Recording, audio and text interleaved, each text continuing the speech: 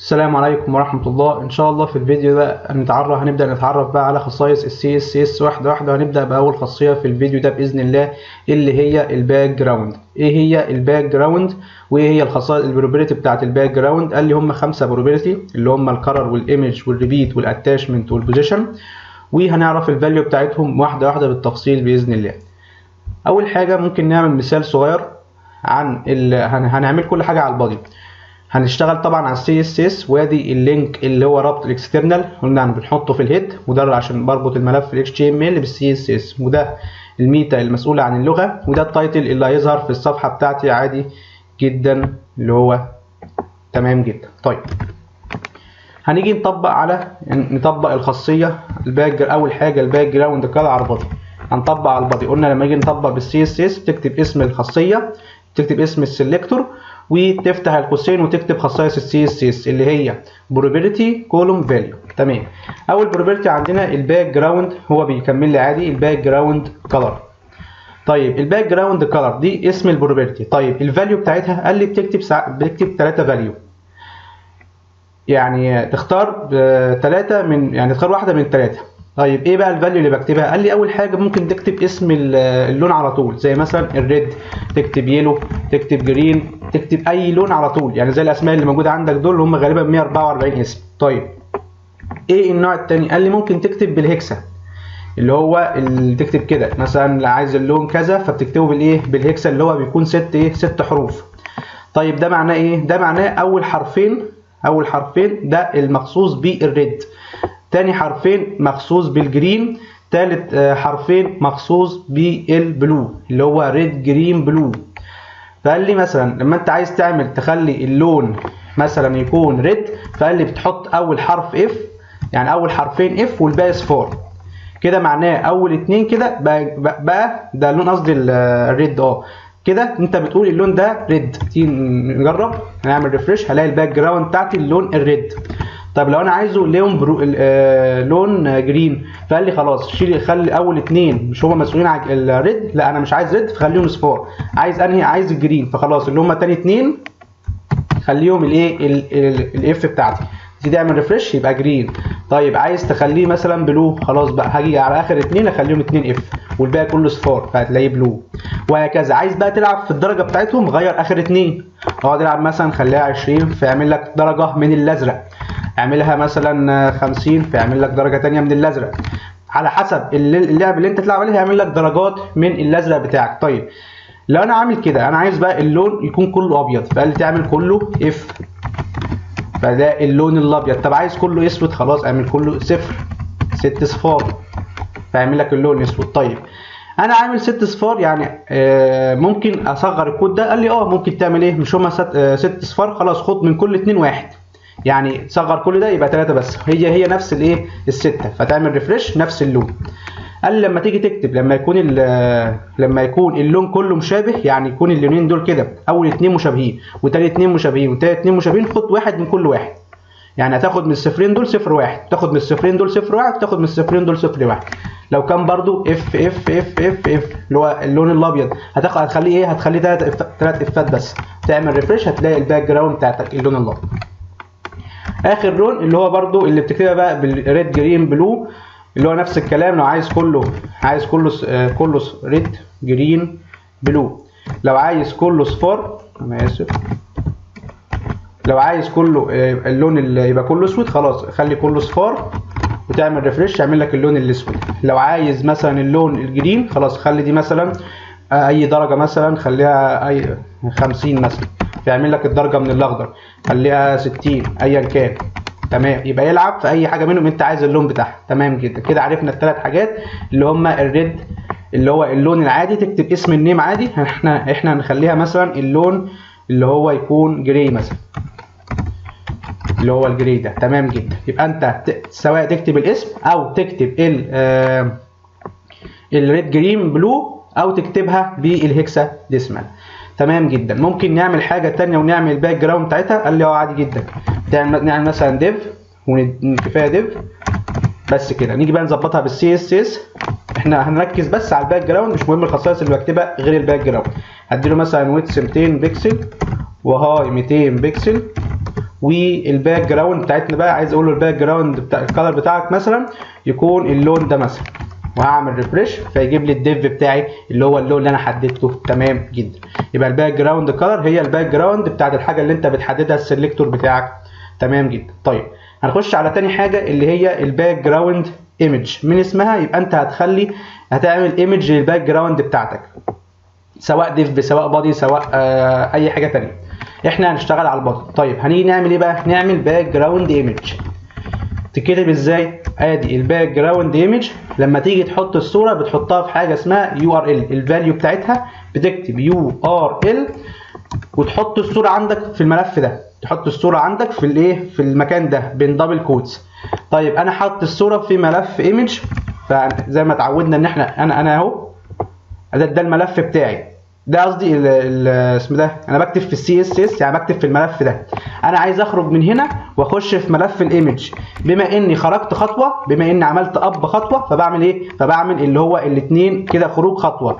بعد كده اخش في فولدر ايمج يجيب لي فولدر ايمج، اخش في الصوره اللي انا عايزها اكتب اسم الصوره. تمام جدا. وبعد كده نفتح الشغل بتاعنا ريفرش. ادي الصور بتاعتي، ادي الصوره بتاعتي. طب ايه اللي حصل؟ الصوره بتاعتي اتكررت كذا مره.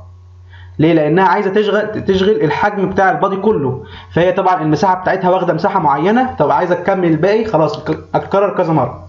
تمام جدا. طيب وهنعرف نعدلها ازاي؟ يبقى الباك جراوند ايمج بكتب اليو ار ال واكتب اسم الصوره في المكان بين دبل كوتس وما ننساش الاقواس ابدا. تمام. يبقى الباك جراوند دي الباك جراوند ايمج. طب لو انا عايز اعملها للديف عادي جدا، حدد ديف واعملها للباك جراوند. عايز اعمل تيبل اعمل للباك جراوند، اعمل قول هنا تيبل وقول باك جراوند ايمج واكتب نفس الايه الشغل ده كده بالظبط. طيب دلوقتي احنا عايزين الصوره دي ما تتكررش. طيب يبقى نيجي على الخاصيه الثالثه اللي هي الباك جراوند ريبيت. بيقول لي هي الباك جراوند ايمج يا اما تكررها هوريزونتال يا اما تكررها فيرتيكال. يعني ايه؟ واحده واحده. هنيجي نسيب الايه الايمج الباك جراوند ايمج هنا ونخش في الخاصيه اللي اسمها باك جراوند ريبيت. باك جراوند ريبيت انا عايزها دلوقتي في كام خاصيه؟ قال لي في اللي هي احنا عندنا 4 خصائص اللي احنا هنعتمد عليهم 4 خصائص. قال لي اول حاجه نو ريبيت. طب لو قلتها ريبيت اللي هي الديفولت، يعني اعمل ريفرش هي متكرره دلوقتي الباك جراوند ريبيت الديفولت بتاعها اللي هو كلمه ريبيت، يعني ده الخاصيه الديفولت اللي هي تعمل لما تكون مثلا فتحت موقع ولقيت باك جراوند مثلا مش متكرره وانت عايز تكررها فتعمل ريسايز وتقول كلمه ريبيت. تمام. طب انا مش عايزها، انا دلوقتي مش عايزها ريبيت، فاقول له نو ريبيت كده بكده نو مسافه ريبيت واعمل ريفرش هلاقي بس اتعملت مره واحده بس. يبقى الباك جراوند اتعملت مره واحده بس ما اتكررتش. تمام جدا. طيب انا عايزها اكررها في اكني بقول له هوريزونتال يعني على محور اكس اللي هو بالعرض كده. فاقول له ايه؟ فاقول له بدل ما اقول له نو ريبيت اقول له ريبيت اكس اللي هي دي. اقول له ريبيت يتكرر على محور اكس اللي هو اكس اكسس اللي هو محور السينات، يعني يتكرر كده بالعرض كده. اعمل ريفرش هلاقي يتكرر بالعرض كده. تمام جدا. طب لو انا عايز اكررها بالطول خلاص يبقى عايز محور ايه؟ محور واي، فهتلاقي اتكررت بالطول كده. تمام جدا. طيب كده يبقى عرفنا الريبيت ونو ريبيت والريبيت اكس والريبيت واي. طيب تمام. عايزين بقى كده الخاصيه الريبيت. تمام جدا. يبقى باك جراوند ايمج بتحط في اليو ار ال والباك جراوند ريبيت الديفولت بتاعها الخاصيه الديفولت اللي هي كلمه ريبيت اللي هي الديفولت بتاعها اللي هي اكني ما عملتش حاجه. طب الباك جراوند كلر الديفولت بتاعه ايه؟ قال لي الديفولت بتاعه الكلر الاسود. يعني انت لو كتبت كلام هنا كده، لو عملنا ديف كتبنا جواه كلام مثلا اللي هو لا انا اسف الكلر قصدي، لا تمام هي الكلر اللي هي الديفولت بتاعها اسود. تمام. نركز دلوقتي في الايمج والريبيت والباك جراوند كلر خلاص. عايزين بقى نخش في الخاصيه الثالثه اللي هي الباك جراوند اتاشمنت. قال لي دي الباك جراوند اللي هي تعمل فيكسد بوزيشن. يعني ايه؟ يعني مثلا دلوقتي انا لو عملت ديف دلوقتي هعمل ديف كمثال واحط فيه الصوره بتاعتي. هعمل الديف ده هشيل الباقي ده واخليها الديف وهعمل ريفرش الصوره ما ظهرتش. ليه؟ عشان انا ما حددتش الويدث والهاي. مش مشكله دلوقتي الويدث 200 بكسل مثلا والهاي 200 بكسل، مش دي مشكلتها. طيب الصوره اهي. انا عايز اعمل ايه؟ عايز اعمل للبادي دلوقتي عشان عايز السكرول. عايز اعمل للبادي اقول له الارتفاع بتاعك مثلا 2000 بكسل. مش مشكله الكلام ده عشان نفهم بس الفكره بتاعتنا. تمام. انا عايز اعمل للصوره دلوقتي، عايز اقول للصوره دي او عايز اقول للديف ده يكون ثابت. فاقول له ايه؟ فاقول له بقول له الباك جراوند اتاشمنت فيكسد، فيفضل لي الصوره دي معايا على طول السكرول. او شايفين الصوره نفسها لو انتوا ركزتوا في الصوره هتلاقي فيكسد، الصوره فيكسد. وده الهدف، انا عايز الصوره تكون فيكسد. طالما انا بعمل سكرول الصوره فيكسد ثابته زي ما هي بالظبط. طب لو كبرتها شويه عشان تبقى واضحه اكتر، لو قلت الويتس مثلا انا عايز الويتس 100% وعايز الهاي مثلا 400 واعمل ريفرش، تمام جدا. ده طبعا الويتس بتاعها وده الويتس بتاعها، فانا بقول له 100% يعني تكمل كلها. فاجي اعمل كده، هعمل سكرول وركزوا في الصوره، هعمل سكرول اهو. شايفين الصوره ايه؟ الصوره ثابته مش بتتحرك. الصوره اللي جوه مش الديف، انا ماليش دعوه بالديف دلوقتي. الديف لو انا عايز اخليه ثابت دي حاجه ثانيه. انا بقول دلوقتي الباك جراوند اتاشمنت، يعني الباك انا مدي باك جراوند ايمج، مدي له صوره، بقول له بقى الاتاشمنت بتاعها خليه فيكسد. يعني ايه خليه فيكسد؟ يعني خلي الصوره ثابته. انا بعمل سكرول اهو، الصوره ثابته، الصوره اللي جوه ثابته اهو، بعمل سكرول الصوره بتاعتي ثابته مكانها، تمام جدا. طيب لو انا عايز اعملها الديفولت بتاعها سكرول، ده الديفولت بتاعها سكرول، وانت بتعمل مش اكنك بتتحرك معاك، يعني مش قصدي تتحرك معاك، اكنها يعني مش بيحصل حاجه. لو لاحظت الفرق بين الفيكسد والسكرول، ان الفيكسد الصوره ثابته، تحس انها كده شكلها افضل من السكرول اهو. بعمل كده لقيت الصوره اكنها ثابته كده، تتحرك بطريقه جميله جدا، تمام جدا. لو حد جربها يعرف الفرق ان شاء الله. يبقى الباك جراوند اتاشمنت قال لي فيه خاصيتين، قال لي فيه 2 فاليو اللي هي السكرول واللي هي الفيكسد، تمام جدا. عرفنا كل واحده فيهم. اخر حاجه هرجع ده كله. عايز اعمل البادي بتاعي يكون اخر خاصيه اللي هي الباك جراوند بوزيشن. الباك جراوند بوزيشن يعني عايز مكان الصوره دي، طبعا انا مش عايز ريبيت، يبقى اقول له باك جراوند ريبيت، باك جراوند ريبيت اللي هي نو ريبيت، وما ننساش السيمي كولون بين كل خاصيه والفاليو بتاعتها. طيب تمام. الباك جراوند بوزيشن قال لي بتقبل قيمتين. اول حاجه اللي هي اصلا الديفولت بتاعها 0 و0، واعمل ريفرش، ده الصفر و0 يعني بادئه من نقطه الصفر والصفر، اللي هو ده بيبدا ده اكس وده واي، ده اكس وده واي. طيب بكتب ايه تاني؟ قال لي بتكتب ساعات تكتب ايه؟